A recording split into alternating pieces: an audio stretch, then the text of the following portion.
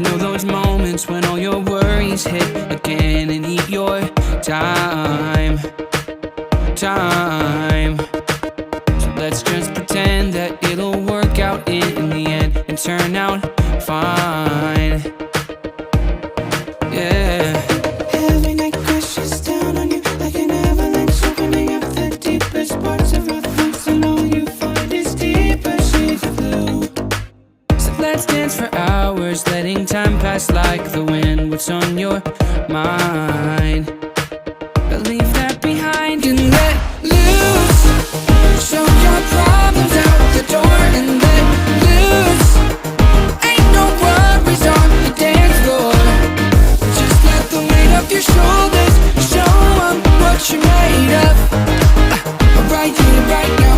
Ain't no worries when you let loose.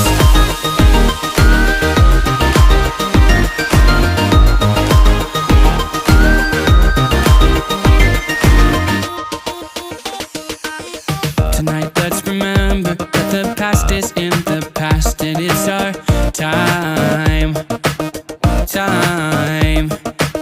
And you won't forget this, and definitely not regret your hand in mine. All of the rest just disappears when you look at me. Nobody else around is dragging us down, and now you know there's one thing left to do. So let's dance for hours, letting time pass like the wind. What's on your mind? Leave that behind and let loose. Show your problems out the door and let loose. Ain't no worries on the dance floor.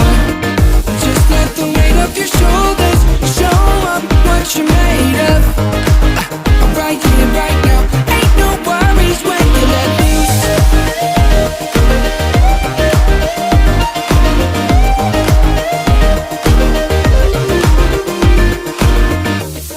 It's all in the past, no looking back. Just you and me here tonight.